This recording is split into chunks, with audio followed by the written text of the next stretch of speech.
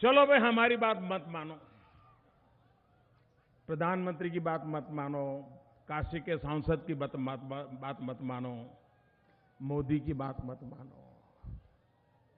आपकी अपनी बात हमें माननी चाहिए कि नहीं माननी चाहिए? माननी चाहिए कि नहीं माननी चाहिए? जो अखिलेश जी ने कहा है वो तो मानना चाहिए कि नहीं मानना चाहिए? भाइयों बहनों, मैं जरा देख रहा था कि उत्तर प्रदेश सरकार की जो वेबसाइट है up.gov.in, ये यूपी सरकार खुद क्या कह रही है? उन्हीं का डॉक्यूमेंट, और आज सुबह का, पुराना नहीं, आज सुबह का, उनकी वेबसाइट कहती है, और वो मेरी बात को पूरी पूरी ताकत देती है, समर्थन देती है। अखिलेश जी कह रहे हैं काम बोल रहा है, उनकी वेबसाइट कह रही है कारनामे बोल रहे हैं। यूपी सरकार की वेबसाइट क्या कह रही है? उत्तर प्रदेश सरकार की आधिकारिक वेबसाइट में बताया गया है,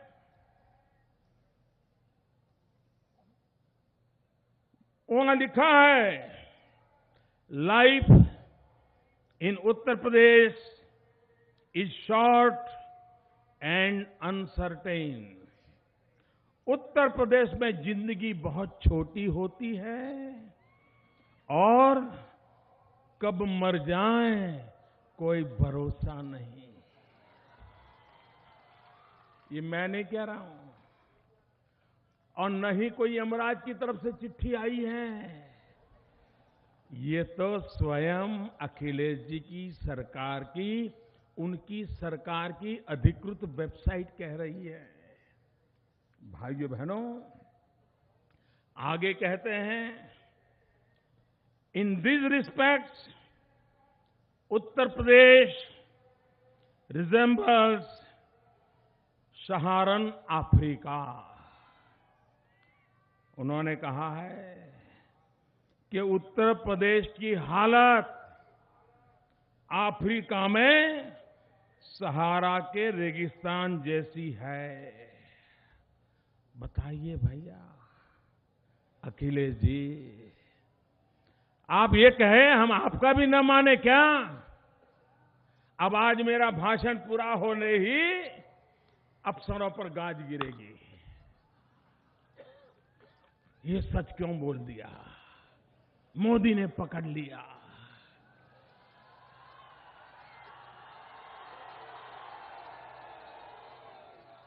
भाइयों बहनों, बहुत है, मैं समय लेना नहीं चाहता हूं, लेकिन आज मैं पूरा उनका कच्चा चिट्ठा निकाल करके लाया हूं। उनकी अपनी वेबसाइट का है जी। भाइयों बहनों, जो लोग जनता जनार्दन को झूठे वादे करते हैं, झूठ फैलाते हैं, आपने देखा होगा कि हमारे विपक्ष के लोग किस प्रकार से बातें करते हैं। वे पहले कहते थे, एक साल पहले आपने सुना होगा, आर्थिक विकास चौपट हो गया है, देश तरक्की नहीं कर रहा है, जीडीपी नहीं हो रहा है। ऐसा ही कहते थे कि नहीं कहते थे? कहते थे कि नहीं कहते थे? जब मैंने 8 नवंबर को रात को 8 बजे टीवी पर आकर के ये कहा कि मेरे प्यारे देशवासियों, पूरा देश जग गया, 500 और 1000 की नोट गई।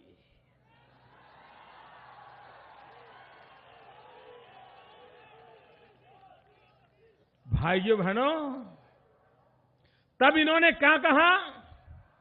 उन्होंने कहा मोदी जी, हमें समझ नहीं आ रहा है कि देश तेज गति से आगे बढ़ रहा था, आर्थिक दृष्टि से छलांग लगाने को तैयार हो गया था, उसी समय नोट बंद करके आपने पैर क्यों काट लिए?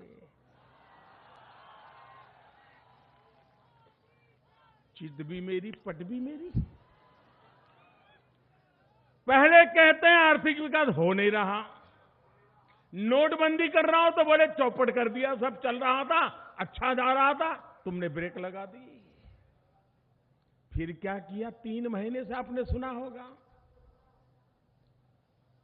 रोजगार चले गए, किसान बर्बाद हो गया, बुआई नहीं हुई, फर्टिलाइजर ले नहीं रहे हैं, फसल नहीं हो रही है, उद्योग बंद हो गए, कारखाने बंद हो गए, देश पूरी तरह पिछड़ गया।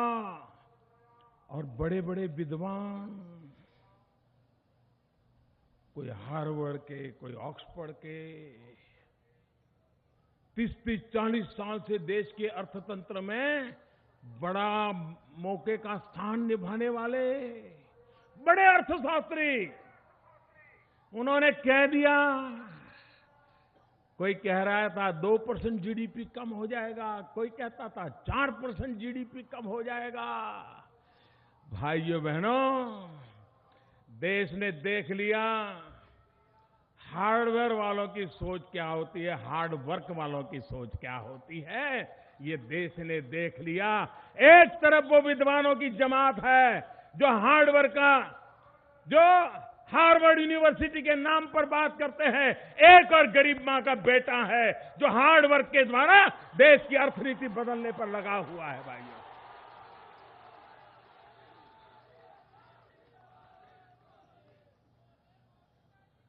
हार्वर्ड आगे बढ़ेगा कि हार्ड वर्क देश के किसानों ने दिखा दिया है, देश के मजदूरों ने दिखा दिया है, देश के ईमानदारों ने दिखा दिया है, हार्वर्ड से ज्यादा दम होता है हार्ड वर्क में।